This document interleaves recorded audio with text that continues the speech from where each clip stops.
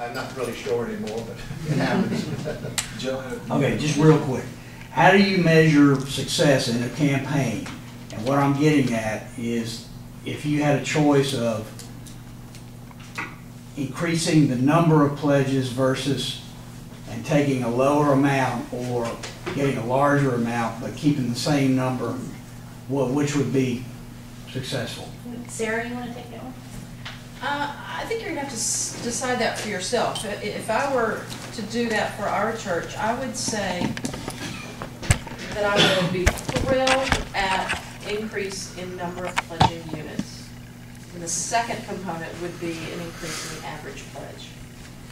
Total number of dollars, St. Luke's has taken the position that the vestry will budget out whatever's raised. So be good stewards of them? Be good stewards of it. Whatever you're all willing to give, we're willing to spend, but not more than that. So we need to know what you're willing to give before the budget can be set. So I think the measure of success are, and it's increasingly difficult, is getting people to commit on a piece of paper, pledge card. And I think if you can increase that, the rest of it will naturally follow. It's oversimplifying, but I think we have an awful lot of regular givers that we track through ACS really, who do not pledge but do give regularly. Some of them vote with their wallets. We've been through a lot of conflict in recent years, and we've seen people voting with their wallets. But how do you get that regular giver to take the next step to the pledge card? Or do you just live with that body and figure that as long as they're giving, it's good? Ron, you want to take that? Sure. Some of the people are just not going to be able to get the pledge.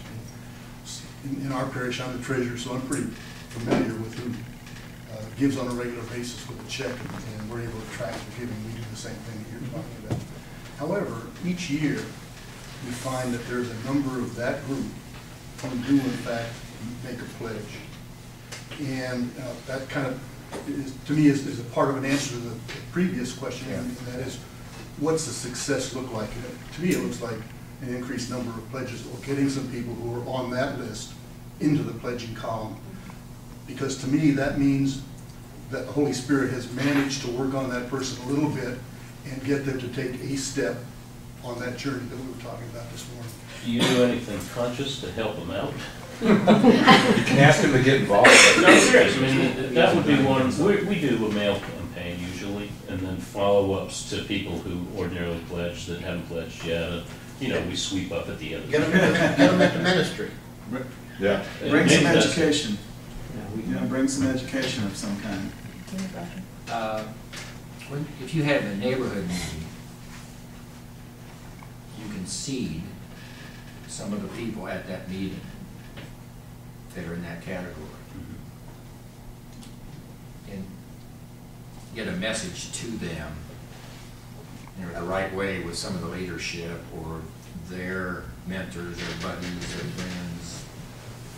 People, that's a way to do it. We had a trifold one time for that purpose. White pledge was a tie load. Very direct. White pledge. Has anybody ever asked someone who moved from the contributor to a pledger why? What made the change? That's a good one. I think maybe that's what I want to know. The fundraisers have. Yeah. It goes back to being asked.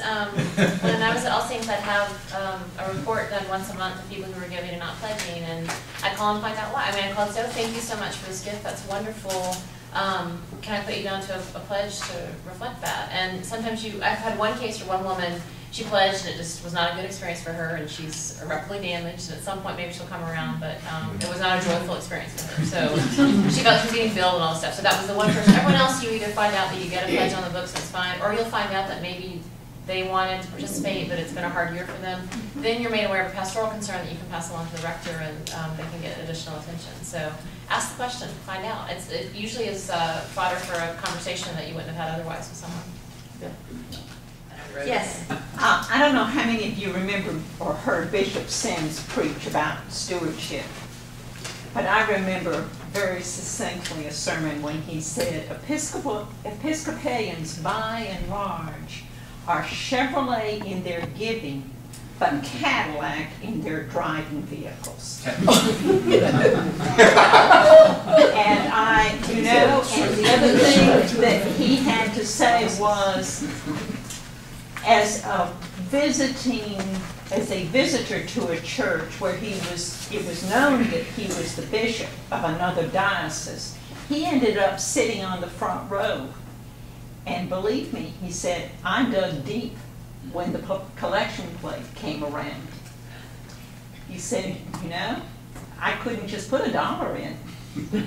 So, I think about those things, especially the Chevrolet in our giving and the Cadillac in our vehicles. And I'm just as guilty of that. That's what the Baptist calls the. Right. But, sometimes it takes that kind of 2x4 to help people see reality. That reminds me of the really interesting background.